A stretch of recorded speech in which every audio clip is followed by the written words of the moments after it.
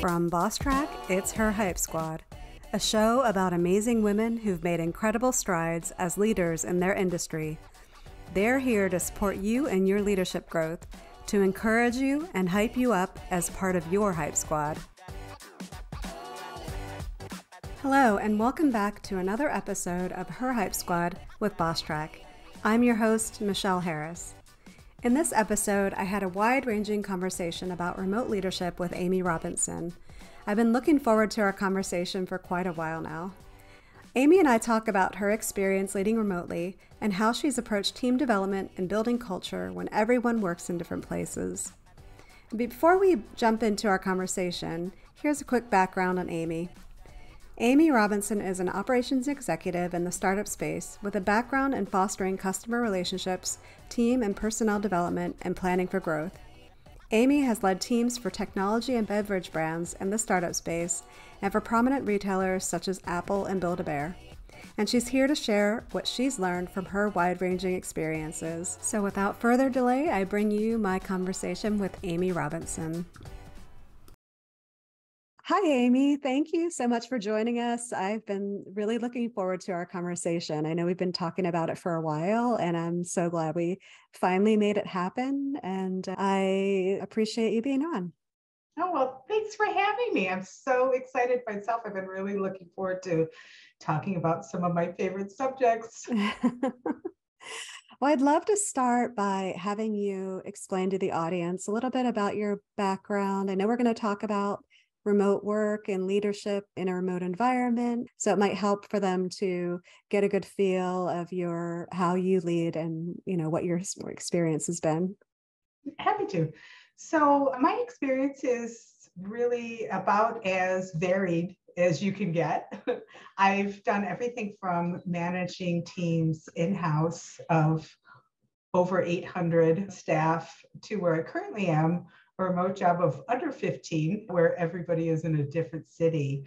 I've spent a lot of time in operations, both HR and vendor relations, project management. And, through all of that, the realization that no matter how big your team is, no matter if you're seeing each other over camera or in person, basically at the end of the day, it's the same thing. Everybody at the end of the day wants to do a good job. And what it takes in order to do that, comes down to a lot of communication, training, and it's been an interesting shift in what that looks like in this type of environment where you don't always have the opportunity to pull someone aside and give them a quick note. Having to be more organized and more formal is sort of the way things have drifted. And, I don't necessarily think that's a bad thing. When I look back at the in-person opportunities, pulling somebody aside for a quick note doesn't always resonate in the same way as setting up some formal time to meet with them.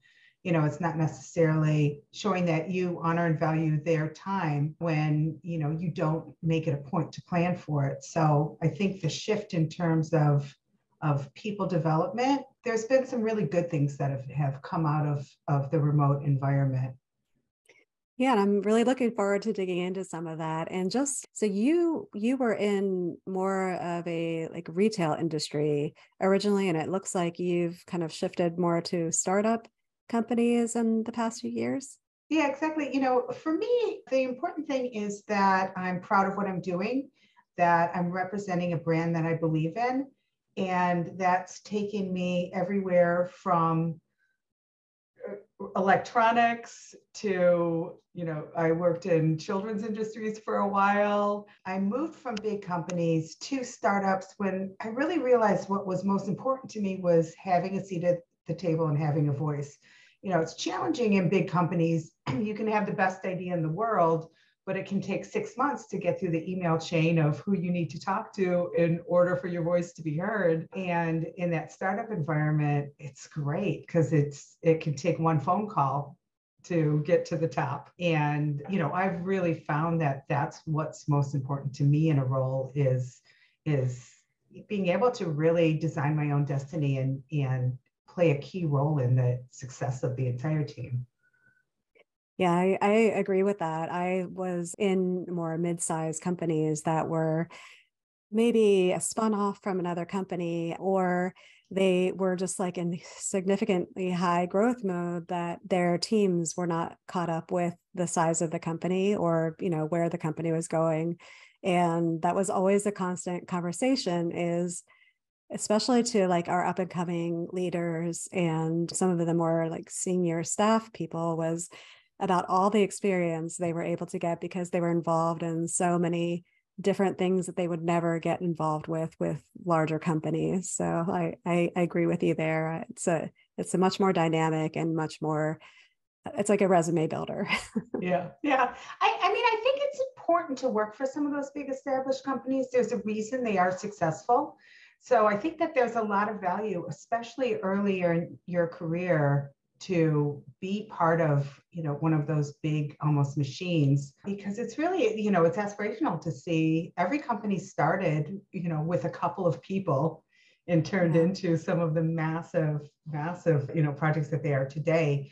And so, unfortunately, you don't get the opportunity to sit down with the people that molded it often, but I think there's a lot to learn from those big organizations, and just the opportunity to see different leadership styles. In some of those big corporations, you can have, 20 plus leaders that you can really start to identify, their style really resonates with me. That's the type of leader I want to be. So I think it's great to have that opportunity. As a long term, I never saw myself retiring from, one of those big monster companies. I really saw that as a personal learning and development experience for myself, and value everything I took out of that, and more appreciate that I'm not there anymore. And now I'm in an environment where, I feel listened to, I feel heard, I feel, that I can see the results of my efforts so quickly, because things can turn around on a dime. Yeah, that's a perfect perspective. And I appreciate you adding that, because that gives somebody to, like, if you're building something, what are you aspiring to build to, and learning from the good things, but also learning from what you saw as mistakes and giving you that solid foundation. So I love that perspective. So you mentioned that your current team is a team of 15. Could you maybe describe what your team looks like today, if everybody is working at home, if you have some people in the office? That'd be a good starting point, because I wanted to say, I didn't say this before, but a lot of questions we do get is about leading in a work from home environment, even after, it's been 2.5 years for some people that they've been away from the office. And I don't think that, everybody was really just scrambling and trying to figure things out at first. And now it's like, okay, this might be more of a long-term strategy. So like, how do I really get myself organized, and how do I lead most effectively in this environment now that it's going to be long-term? So I'm really excited to have you on to talk about this, because it has been it's a topic on everybody's minds still. So I'd love if you could maybe describe the team that you're leading today and what that looks like. Yeah, currently I'm with a small team, which means that a significant portion of my team is executive, and the largest section is the sales section. So in many senses, it's easier than a number of situations that friends of mine are in. I have a sales team that is very goal driven. I can see right away whether they're successful in their role or if they need help in their role. And then I have an executive team that isn't necessarily, my top priority to manage them, but managing up is what has been the biggest surprise in the remote environment. What I found is my sales team are road warriors. They're used to being on the road. They've basically been living remote their entire careers. And so for them, it honestly doesn't take much to keep them engaged. The fact that I am here and I'm seeing, okay, you did great here and I'm making note of it. What's going on here? Well, how can I help you? And then just little things, I send everybody birthday cake and a card on their birthday, and so for them, that's more than they've gotten in most of their roles. They're used to you didn't meet your goals, you're going to get fired. That's sort of the development and communication they've had in the past. So coming from, a place where development is embraced, is refreshing, and it's been well received. But the funny thing to me has been the other end of my team, who are all used to working in an office, so they don't understand how to function and how to support the team, and really how to evaluate performance when somebody's not right in front of them. Mm-hmm. And so probably our biggest sort of learning curve was, getting the executive team to stop undermining what the remainder of the team is trying to do. And I see that a lot throughout the remote industry. Many of the articles I'm reading are about, there's so many different spy programs that you can install in your team's computer so you can see how many keystrokes they're hitting and all of these things. And, and cameras on or cameras off for Zoom. What does it mean? Your team's not actually engaged if the camera's off. And so, there's been a lot of mistrust built up unnecessarily. And I see it predominantly in that sect that's not used to working remotely and is used to, just looking over, a cubicle and seeing somebody typing. Okay, so they must be working. And, and it's just put a lot of the workforce on the defensive of, why are you counting the number of keystrokes? If I can get something done in 10 versus 100, what does it matter, what I do with the other 90? And so, and I'm 100% on the team of trust your people unless they give you reason not to. And so it's been a lot of conversations and a lot of development, with the executive team with exactly that, you don't have to watch somebody to understand whether they're working or not. If they're not producing, then they're not working. Yeah. And why are they not producing? Well, probably self-fulfilling prophecy. And a lot of times you've accused people of not doing their job. So what incentive is there for them to do their job? So I spend a lot of time talking about conversations like, the whole on camera versus off camera. There's a big thing. Why does anyone care if my camera's on? Well, it's a difference between me talking to a person and talking to a black screen. Mm-hmm. I'm not assuming that if your camera's off, it means that you're not working, but understand my experience with our conversation is significantly different if I'm looking at you versus looking at a black screen. So, I've found a big necessity to actually explain more, because I think we've all been put on such, sort of a defensive position of, the reason you want me to do this is because you don't trust me. So mm-hmm. even more than having to work on development, it's been communication has been so heightened in what it looks like, what it needs to be, and in how often.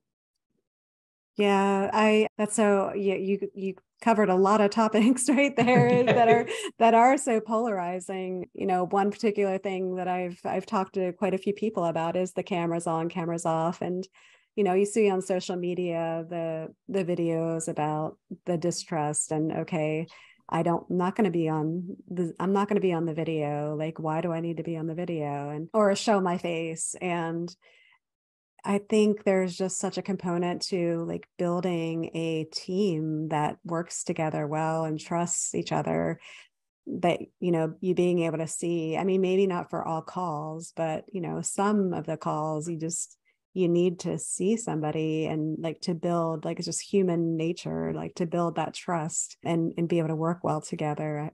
And it's so interesting too that you talk about communication, because it definitely is something. I mean, I think that's really the only way to get past it, besides being an empathetic leader and like caring about them, but it's also explaining like why, like, so I, so with the leadership team, when you're giving them feedback, can you tell me like, or tell the audience like a specific example of something that was going wrong and kind of the feedback you gave?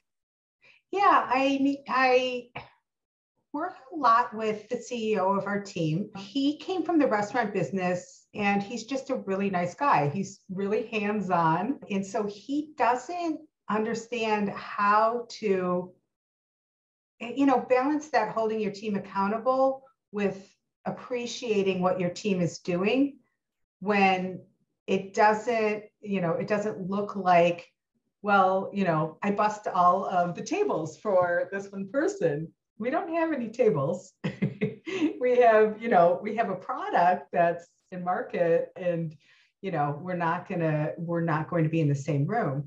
So it's, for him, it was really taking his specific instances where, of he put everybody off by something he said or the way he put it, and just reframing it, saying, okay, he's I'm the CEO. I have the right to know what everyone's doing. Nobody said you didn't. Let's talk about the difference between what are you doing and is there something I can help you with? You're going to get you're going to get to the same place, but not in what are you doing? Everybody jumps to, why does he assume I'm not doing anything? And, I see you're working really hard. What can I help you with? You're going to get the same response, but you're also going to get the team's appreciation, the team's respect, and they're going to want to tell you what they're doing and share with you. And so it was how to have soft skills over, Slack messages and email, and you don't have the opportunity to show people, and it's probably not going to come back, especially in the way our industry is. There's no need for it. Having an office restricts us to everybody being in the same city, limits you to what talent's available. So there's really no reason for us to consider moving back into an office environment. It's definitely been probably the biggest project, is getting the executive leadership team to understand, the value of communication, and how quickly you can lose your audience or how quickly you can gain a lifetime employee. Yeah. So was your team in the office before 2020? A portion of the team was in the office. The founders had an office in Chicago, and a few years before they sort of moved to other states, but they would have monthly in-person meetings. And so again, looking at the expense of flying all over versus a Zoom call, you're going to get to the same place if you handle it in, an organized fashion. And that's been another thing that's popped up with the team, is the whole meeting piece. We started out with, we had meetings almost every day because nobody really knew how to function when you couldn't walk over to a desk, and there was no meeting by the water cooler and no chit chat over lunch. And so, it took a bit to find what's the right cadence for meetings. One of, I think, the most important things I learned was on a bus to a store meeting when I worked in retail. I ran into one of the employees, and we used to spend weeks planning these meetings, and we'd have entertainment, and there was a break for a little nosh and fun things happening. And, he looked at me, he goes, I just hope my time is valued. I don't need jokes. I don't need anything.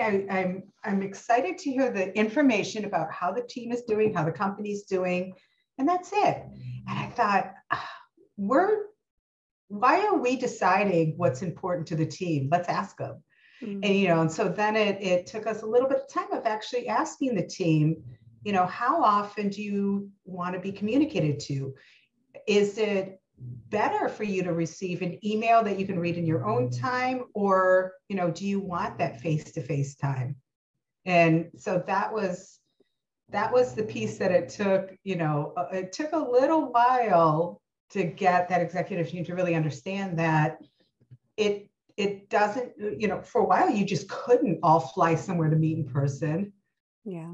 But at what point are you meeting so often that you're not valuing people's time anymore? Right.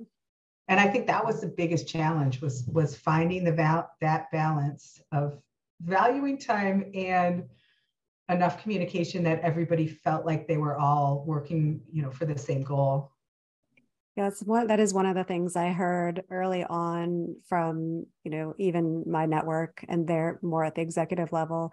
They were in meetings all day. Like it was like they didn't even have time to go to the bathroom between the meetings. And then, to grab lunch, forget about it, because you get such a, if you had any time available for lunch. And by the end of the day, it's like, okay, now have to get my work done, and you're already past business hours. So I can definitely see like what we're seeing today with people, being burned out and just ready to leave. I could definitely, I mean, not that there weren't things going before that as well, but I certainly think that can attribute to all the burnout that people were experiencing. And I was thinking back too to something you said about not being able to look over somebody's cubicle wall to see what they were doing.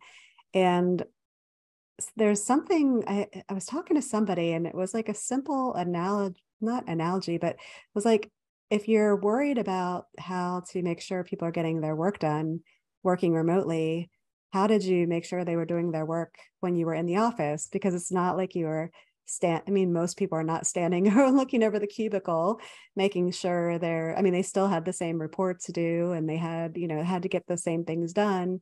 And yeah, you're not in the same office, but it's not really that different. I don't know if you agree with that. Oh, totally. An example that I used with the current CEO, who thought that he always knew what everybody was doing when they were in the same office. When I worked in technology, one of the supervisors used to have a screen, and he would just type complete gibberish across the entire screen. So it looked like he was doing something in coding. And knowing that none of us were, anybody supervising him was not from technology, we were from leadership. And so everybody would walk in, they'd see, things that they didn't understand on the screen, assuming he was coding, and would just walk out of the room. And he told me that he had been doing it for some time before he even sort of fessed up as a joke. I didn't care, because he got his work done. He had a body of work. He was able to finish it really quickly. And he knew if it didn't look like he was doing something, he would be tasked with more, with no additional pay for that, no appreciation for getting things done faster. So he would just make it look like he was working. And I said, when you were in the same room with people, you weren't guaranteed you knew what they were doing. You just thought you did. So let's move on from the false sense. And at the end of the day, we should have always had goals in place for our team. Are they meeting them? Are they not? And when it was an office environment, I found that we were less likely to have very specific goals and steps in place. And, you need to be a little bit more disciplined in that sense remotely. And I look at it and I think, what a disservice I did to people, saying, not giving them sort of specific steps to take to get there, not always telling them when it was expected, not always scheduling a check-in, just assuming I could look over the cubicle and they would ask me a question if they needed help. And I would know what was going on by looking at a screen full of gibberish and assume they were coding. And so there's so many learns that I have from working in that other environment that I didn't realize until I started working remotely, that I knew so much less than I thought I did. Yeah, I agree. So one of the things that we tell new leaders is that with their new team is that they should have clear agreements with them, where it's like, not a contract, but so, let's think in terms of what people know, like a contract, like, okay, these are the things that you're responsible for. These are the due dates. these are the times that I'm going to check in with you. These are the times we're going to do our, have our one-on-one. So it's like upfront, expected. And then and it's really even a control for you as a leader that you're not feeling like you have to ask like every 2 days, like, what's going on? How's it going? Like, keeps you from micromanaging because everybody like understands the expectations up front, and that you've had that communication with them and trust that they're going to get it done. And of course, if they don't, then that's another story. And then, you're providing the feedback and whatever process you're going to go through. But it reminds, like what you said, kind of reminds me of that process. There's got to be a better term for it, but yeah, and it's just such a better experience for the employee. I always thought of myself as so approachable that I assume if anybody ever has a problem, they'll come to me. mm-hmm. And, not everybody is comfortable doing that. And it puts them in an uncomfortable position of having to initiate that conversation instead of having that time scheduled where we're having a check-in and we're talking about the process. This isn't personal. This isn't a failing on your part. This is where you're at with the process. Do you need my support in any way? Which everybody does. And it just is it's such a better experience for the employee when they know, okay, this is the opportunity to discuss, this one part I might be struggling with. I don't have to see if my manager has time to talk to me right now about it. Is this the right time to talk about it?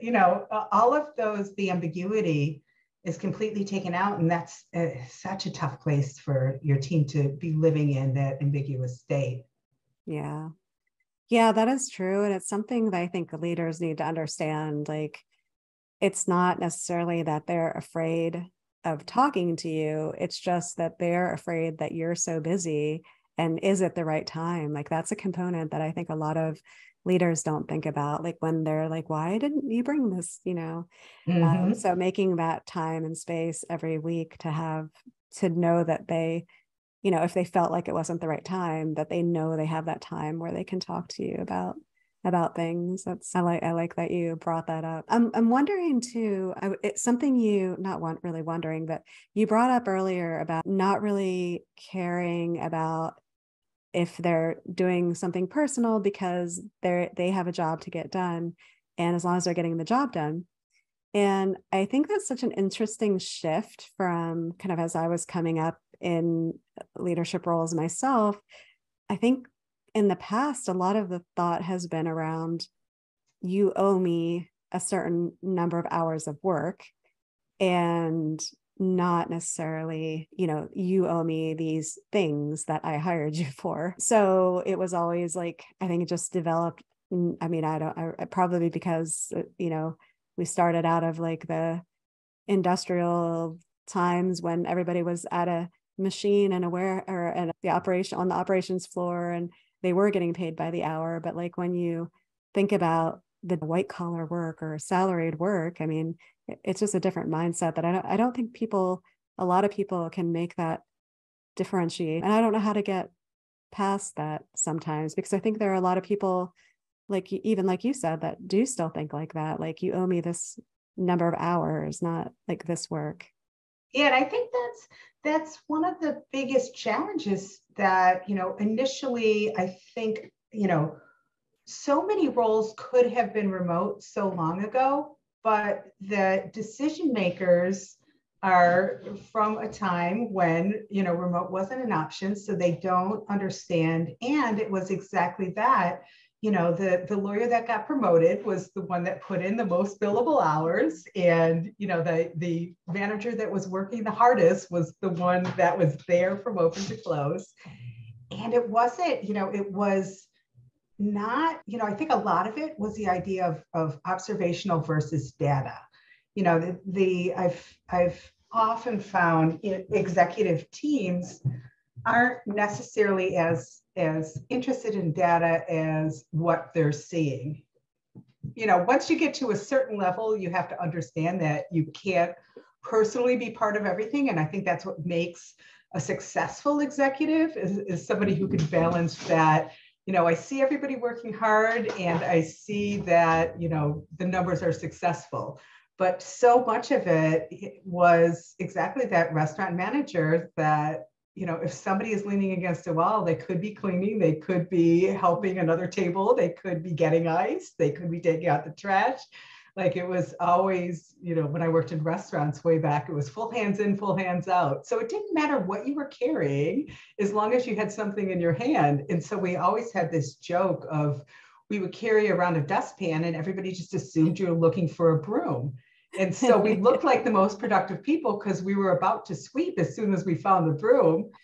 When in reality, it was the same thing as having pretend code on the screen and everything else. It's been a struggle, and I don't have the answer to how to make that leader that is so used to trusting the observational part, and how much the observation, it's a component. It's not the whole picture. And at the end of the day, the only thing, that really does matter are those bottom line numbers. These are businesses at the end of the day. And so if somebody's working 100 hours, but they're, producing less than somebody working 10 hours, getting past that, but they're working so hard. Yeah. Generally that person that's working so hard is in the wrong role. It doesn't make them a bad person. It just makes them in the wrong role. And, we far too often just look at that, the effort put in as opposed to the outcome. And, it is very tough to balance, but that's a conversation that I have often, with my boss of, we have a couple of our team members that are just nice, laid back people. They're not excitable. And so he takes that as they're not connected, they're not working hard, but they deliver the top results. And so I keep having to bring them back to, here are the results. But every time we have a meeting, they're not on their camera. When they are on the camera, they're not looking. Okay, let's have a conversation with them about, it makes my meeting experience less successful that you're off camera. But let's not take that to a place where we're evaluating their performance, because that does not affect their performance. It affects your experience. So it's really tough to get those leaders to understand the difference between, their perception and, what the end of the day, the data is telling us. And, a lot of it comes down to, do they fully understand what this person is responsible for? Yeah. And that's what I find. I have as many conversations with, managing up of, this is the expectation of the role.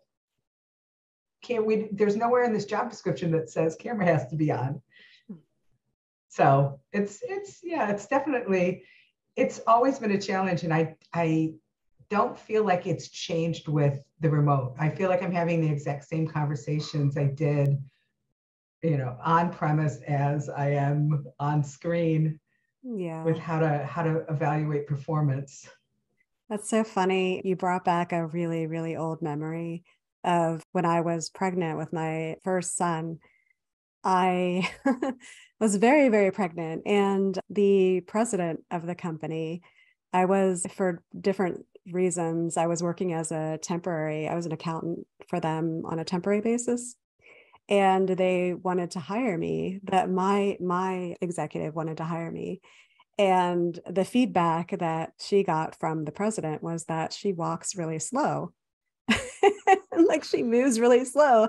So in his brain, it was like, she must work really slow. But I was like, but of course, I showed, amazing results, and, they wanted to hire me. But, that one perception of somebody moves slowly through the hallway because she's, 7-8 months pregnant. It's just like, I don't know, maybe it's, over time with generational changes. Maybe that's the answer. I don't know. Yeah, that's what I hope. That now, people that have grown up in a different type of industry than we did, have a little more appreciation for, looking at the right aspects. It's a job description. It's not the speed in which somebody walks. And I'm so empathizing with you. There's been just so many situations where I've either been the advocate for the person that's the slow walker, or I've been the slow walker myself. And it's frustrating. It's frustrating to see. And, and I do hope that this virtual piece does help with that, with people having a better understanding. And I see it in a lot of the companies my friends work for, where everybody had wanted to be remote all along. There was no option for it, or very limited option for it. And, now the executive that thought he needed to see how fast you walked realizes that I'm saving millions of dollars in real estate costs, and I don't have jobs open for 3 months while I'm trying to find somebody in LA or New York. I can have somebody anywhere in the world doing this job. So I feel like that change is being appreciated. And then I also have so many friends that now are in these really strange hybrid situations. Yeah, that can be tough. I had some people that were remote and some people in the office, and that presents some challenges, especially when, some people that have to be in the office aren't even given the option to be able to work from home. It's and tough. Something that really interesting that I just heard from a friend this weekend. So I have a friend that works in an industry where certain people had to be there. There's a chemical lab and there's maintenance, and those are all on-premise jobs. And the CEO last week just decided everybody had to come back to work. So all of a sudden, IT didn't have enough power cables for people to bring their computers in. And supervisors are saying, I am going to have somebody working off of a laptop as opposed to the 2 screens they've now set up at home. And the first day that everybody came back, it was a struggle to find places to sit, and you couldn't get a maintenance request in because the entire operations team was working on removing the COVID signage because it stressed out all of the remote workers when they saw all the COVID warnings. So they came in for a day, they left while operations removed all the signs that stressed them out. The people that had been there all along now had this animosity, that they didn't before. They've been there the whole time, and now you can't handle a sign. But it is really stressful when you haven't been in crowds for a couple of years. It's probably not, the sign is an aspect of it, but let's appreciate the fact that they're going from maybe a spouse and some children to hundreds of people. Yeah. And that is really stressful. Yeah. Well, I'd love to talk about motivation. Like, how does that look different for you in a remote environment? Like how you motivate your team? If you think about like how you motivated prior to being remote in your previous jobs, like, is it different? You know what? It might look different, but at the end of the day, it bottom lines at sort of treating people in the way they want to be treated. We've learned a long time ago that people learn in different ways. And so training caters to the visual, the auditory learner. And it's really the same thing, I feel like, with motivation in the remote environment.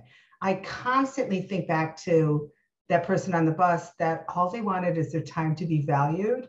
Mm-hmm. And so I think it's so important to ask people, what makes them happy and what do they need to stay engaged in work. Another conversation that I've had to have with my boss a number of times is that's not what people want to do. He has teenage kids and they're big into gaming. So he keeps trying to set up these game nights with the kids or with the team. Yeah.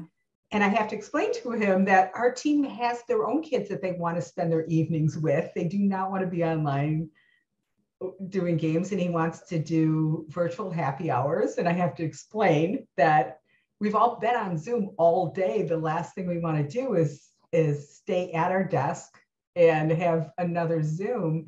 And so it's challenging in that managing up aspect.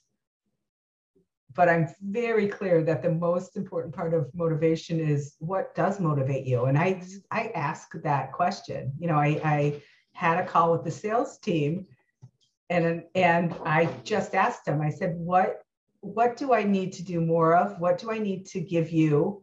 What's most important to you? Do you want to have a game night? 100% no. And I said, this is a nothing leaves this room call. And so be honest with me, because this is how I'm going to respect your time going forward. What do you need? But, they wanted more visibility into the marketing department.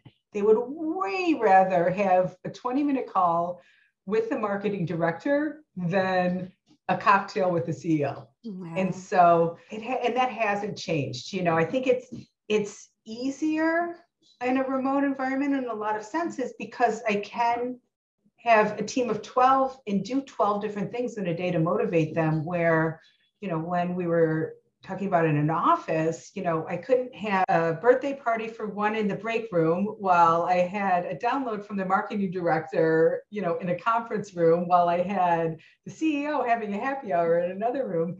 Virtually, you can't do that. I can have 12 different events simultaneously, but it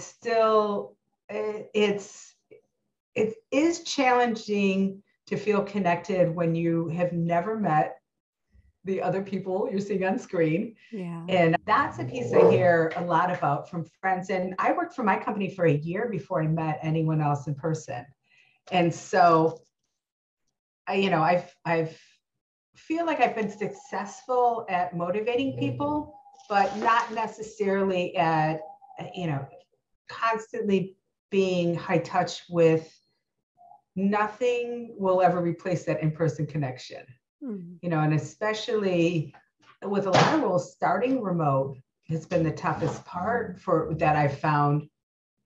When you can go an entire year without meeting somebody in person, it's hard to build that relationship where, you have the side texts going during the meeting, and you have, the calls that aren't about work. That's the piece that I found in terms of motivation that has been the hardest to generate virtually. Is there's no replacement for, one night out at dinner, you'll be best friends for life. And I don't know how to create that in a virtual world. And, and again, that's not what everybody wants. So to sort of decided the number of in-person meetings that we had was that, no, I don't want to fly, leave my kids, figure out a dog sitter, so we can do things that you can show me virtually. Yeah. Except that one night where everybody went out to dinner, where we first flew in, where people that had only seen each other on screen finally got to meet each other. So I think it's key to make that connection on a limited basis. It doesn't need to be monthly meetings, even quarterly, I would say. But I don't think that a team should go for an entire year without ever meeting in person. And that's a struggle that I've sort of seen, in the other sense of people that really haven't, embraced the whole virtual. They don't see any reason for anyone other than sales teams to travel. And I hear a lot from my friends of, I need to meet in person with my team. We get so much more accomplished in a quarterly in-person meeting in one day than we do in a week's worth of Zoom calls. Yeah, so that kind of leads into, I was curious, you mentioned like no game nights, no happy hour. And like when people think about team building, they think about those types of events or those types of activities. Like, what have you guys done for those team building activities, if any, or do you find that it's not necessary? The connection that they appreciate is being part of the business and feeling like their voice is heard. It's a sales team, but just giving them visibility to marketing. I mean, first of all, they're the ones that are out in the field. So they have great ideas. Most companies don't ask their sales team for marketing ideas. They have a marketing team for that. So I found, in my current environment, that it's much more important to make sure that they understand that their perspective and their voice is valued than, it is to come up with games that we could play virtually together, which I'm personally not a fan of. It's not how I want to connect with my team. I've seen it done successfully where, especially in an onboarding situation, I think it's great. It's a great way for a virtual team to be onboarded where they can all learn about each other in a fun way. After that, no, it's giving my time for one-on-one conversation. It's setting up a monthly town hall with the CEO so they can ask questions. My team, I've really realized they want their time valued, and a valuable way to use their time is making them part of the company's success. Yeah. I don't know if it's like maybe just me personally. I'm for the games, but I think like it's a good thing to do on a quarterly basis, like just so 4 times a year, getting maybe almost like where your friend was saying they want to see their team in person, have that dinner on a quarterly basis, because you get that social time that you can get to know each other and build that team. And it helps, like, if you have teams that are constantly bringing new people in, for people to get to know somebody a little better. I don't know. Yeah, no, I agree with you. On a quarterly basis, some sort of connection has to be made, whether, if you're not in a position where you can do an in-person dinner, then, some sort of a game is the option. It's just not every week, not every month. Well, yeah, and that's exactly what it was. Pulling it out of an every week. And we're in every different time zone. We have East Coast, West Coast, and Midwest. So, 3 p.m. for one person is 6 o'clock at night for the other team member, or, somebody tried to do a happy hour that it started at 11 a.m. for the team. And that was a mom that had to pick her kids up from school. She's not going to day drink and then go get her kids from school. So she gets to watch everybody else drink. And, so it's tough. It's a tough one to have, figure out those fun connections. But, at the end of the day, I have no opinion on whether we do it or not. It's entirely up to the team if they want it or not. Mm-hmm. So I've done anonymous surveys of, what would you rather, and in a lot of senses, they're like, I'd much rather have, a DoorDash gift card than I would a happy hour. And it costs the same thing. Mm-hmm. And so there's no team connection made there, but, I've given that person what that person wants. And so it is finding that balance. You do, like I said, I went a year before I met anybody, and it was a tough year. Yeah. It was hard not having friends at work. And so there probably could have been some sort of a group event earlier on in my career that would have made my role much more interesting, much earlier than it did. Yeah. And I can't believe it. I just realized the time. Are you okay to stay on? Oh, yeah. Okay. I know, I'm so enjoying this conversation. I did want to ask you, and I don't know, I guess this might not really apply to your team, but like and you're talking about like when you were working remotely for a year and you didn't know anybody personally, have you noticed like a psychological impact from people working from home? Like, I don't know, just like the lack of that social in person, or maybe like the overly stressful days that it's full of meetings. Have you seen that? And how have you seen people overcome that? Yeah, I mean, I've really seen it recently as things are moving to back to an office or hybrid. I maybe didn't notice it as much in the last few years when everybody was jumping up and down about not having to spend money on pants and not having to spend money on travel, and all that commute time could be spent either working or with family, I don't think it really presented itself as much until recently, when an entire team only worked in office for a day, said that the COVID signs were too stressful and had to go home. I'm now really recognizing how hard it is for the people that have been in office all the time, which they got to sit wherever they wanted. And now all of a sudden, they have to share a desk.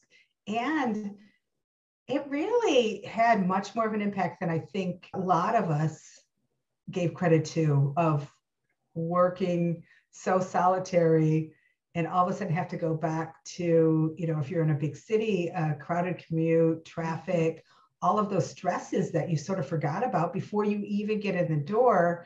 And then, I missed those water cooler conversations. I didn't miss, the sort of, conflicts of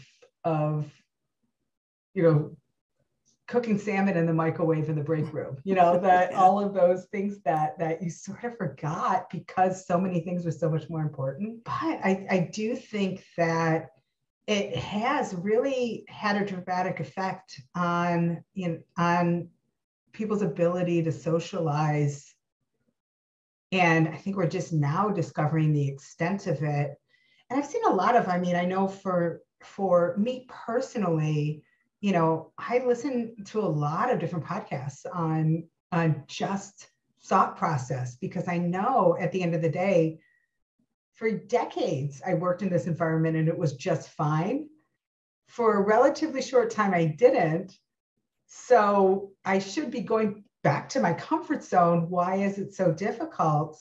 And, so for me individually, I've been spending a lot of time just listening to different, just talking about how to reframe your brain to understand what this change is, and that it's not actually a change. It's, it's sort of, it should be back to normal and it should be comfortable, but acknowledging and saying out loud, it's not, it's hard. Yeah. Do you, not to put you on the spot, but do you remember like maybe which podcast was most helpful for you in thinking through that? Yeah, one that I loved was Guy Kawasaki has a podcast, Remarkable People. And there was one about wisdom of surfing. His name is Abraham, I think it's Rastakowski, but he's a highly educated person, as well as comes from like the first family of surfing, and just has a great perspective on, taking things as you go. You can't control everything. You can't control the weather, you can't control the waves, but when you get a good one, embrace it. And that's a lot of it is what's out of your control, accepting that. And, when it's good, realizing and living in the moment. And I spent, I've just seen so many people that are so worried about the commute, or so worried about the sign, that the actual being back in a community, they're missing the joys that does present.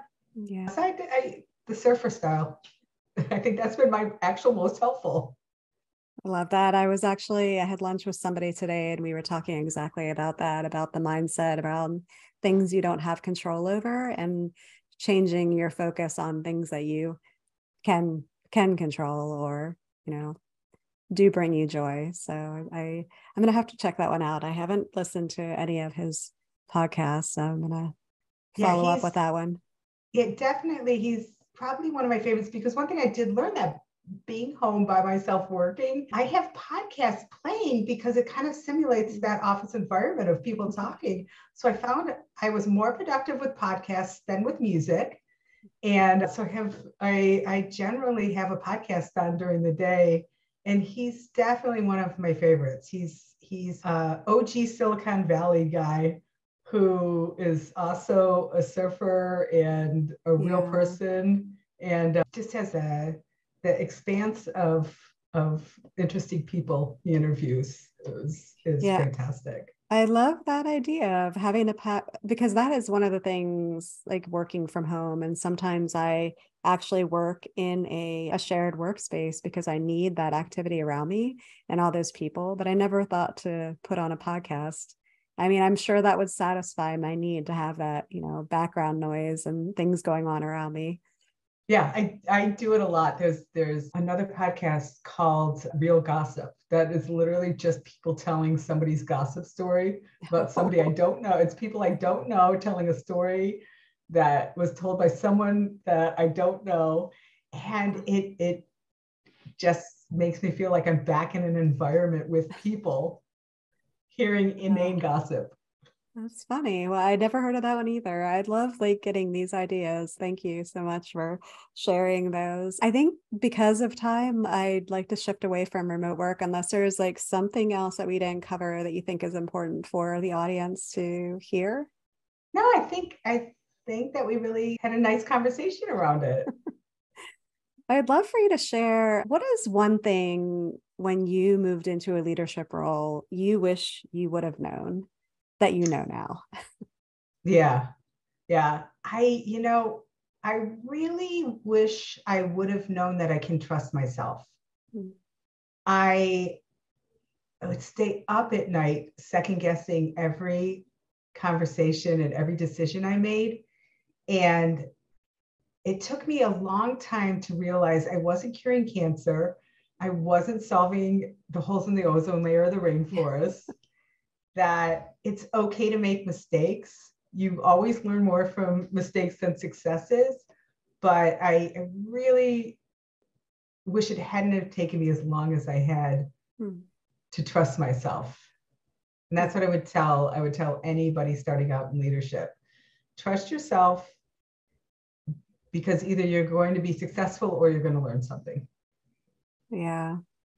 Yeah. And I love the idea of, if you're afraid to make a decision, start it, taking baby steps, make a decision about something small that's doesn't have a big impact, and kind of see how that feels, and just kind of continue it, being very intentional about, moving your decision making up in terms of importance, I suppose. Yeah, and really understanding the difference between owning your decision and obsessing over your decision. Yeah, yes, definitely. Did you have a mentor, or do you have a mentor that you attribute your growth or success to in your career? You know what? I've had so many over the years. I was really fortunate when I was early in my leadership career. My first management role was in a restaurant.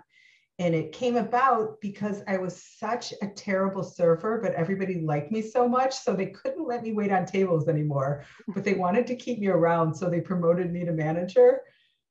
And I had the general manager of this restaurant I worked at, his name is Mark. And, even though it's been decades, I learned so much about empathy. He taught me nothing about how to write a schedule. He never taught me how to discipline somebody.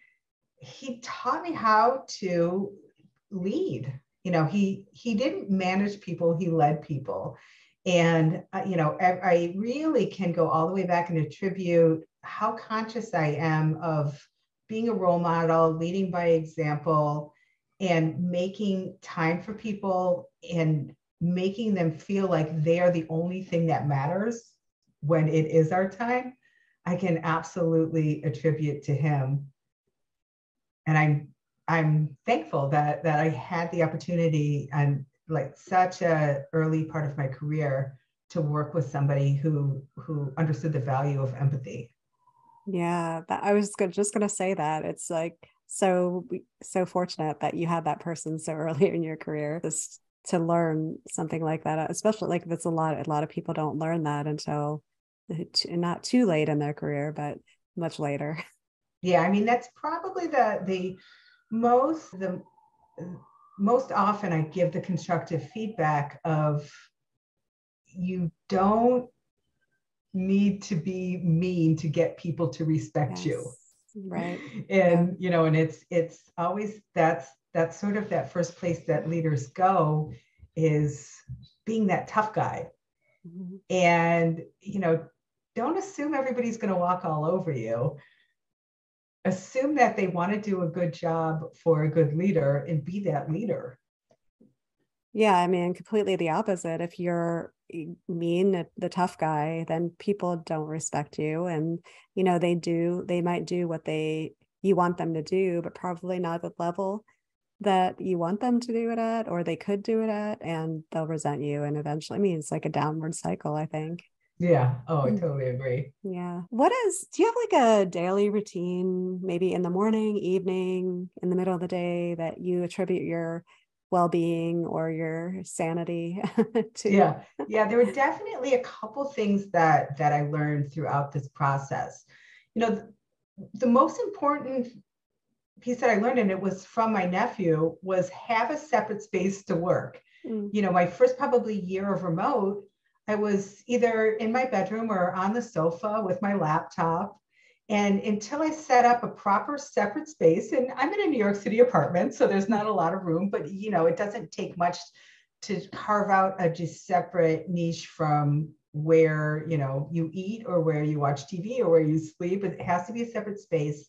And then it's, I find it probably one of the most helpful things I do is every Sunday for 1 hour, I look at my week. I look at, I'm big on organization, both utilizing technology and writing things on Post-its. So every Sunday, I take my Post-its, I look at my Trello boards, and, spending anywhere from 15 minutes to an hour on Sunday saves me that Monday stress of like what's in front of me. Mm-hmm. And then just setting time limits. I working with, I'm the only one on the East Coast sometimes in some of the projects I'm doing. And so I'm like, oh, it's so nice. I have such a quiet morning. But then, at 7 o'clock, people are still pinging me and I'm trying to have dinner.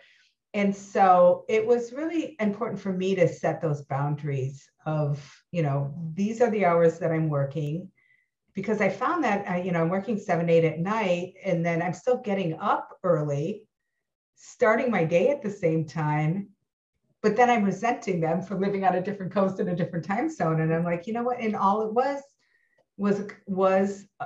just a quick conversation of, okay, it's 8 o'clock at night here, so I'll get that in the morning.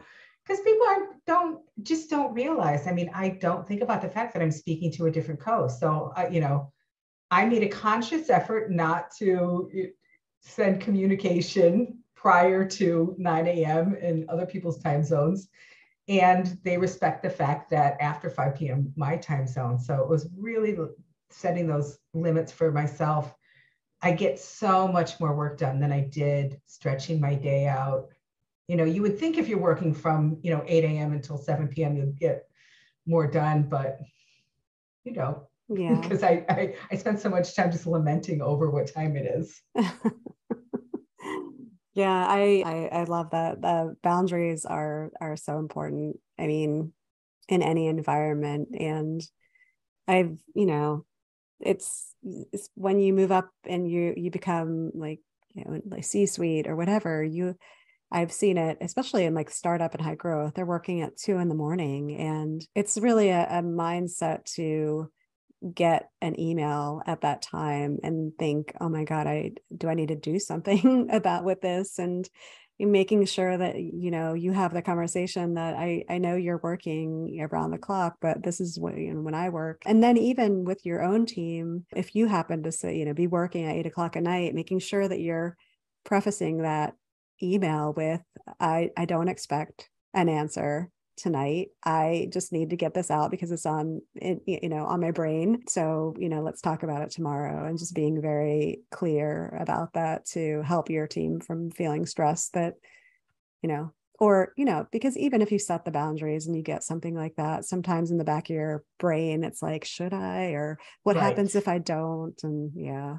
Yeah, that's such a great point. Yeah, I find I get, texts on a Sunday afternoon and I'm like, this is not time sensitive. Why am I getting a Yeah. text on a Sunday afternoon? And all it would take is while I'm thinking of it, let's talk about it tomorrow. Hmm. And then I don't spend the next 2 hours going, why is this being said? It's not time sensitive.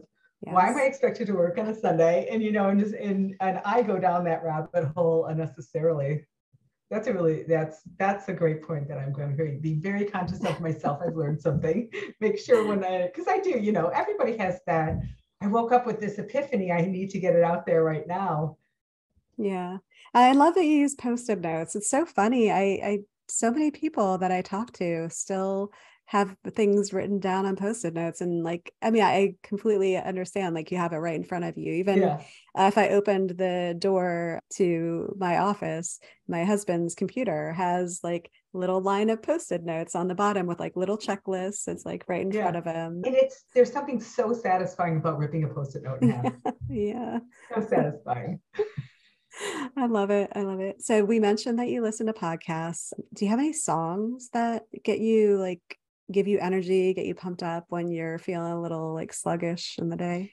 Yeah, yeah. I have a few different playlists for when I need to get moving, but I have to say that my best Monday morning get myself motivated right now is Beyonce Break My Soul. Ah, uh-huh. It's got a great like throwback to Donna Summer kind of vibe and just that beat. Yeah. And I know it's when I'm rolling slow from the living room to the office, that's what I need to start out. That's a good one. You can never go wrong with Beyonce. Oh, Yeah, her his Formation was on my gym playlist, and it still kind of pumps me up when I hear it. And then something new that we've been asking our guests is there anything under $100 that you've bought in the last year or two that you feel has like been a game changer for you and it has changed your life in some way? you know what? I have to say my Amazon Echo Dot. So it's a great sounding speaker for a very affordable price. I got it on one of the Prime sales for, I think, under $40. And when I'm in the middle of a boring Excel spreadsheet and the podcast I'm listening to is droning on and I need that Beyonce kick, I don't have to stop what I'm doing. It's voice commanded and I can just switch to my Get Motivated song, or I can switch to my wind down music as I'm getting towards the end of the day without having to stop what I'm doing with just voice command.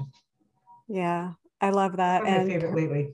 perfect in time for Christmas. Yes. I'm sure Amazon will appreciate that. And just to be clear, you don't work for Amazon. I do not and never have worked for Amazon, but I do enjoy that product. It is, Yeah, me too. and it's definitely enhanced my workflow. I have to say, I always had a portable speaker on my desk and I used to play podcasts and things through my phone.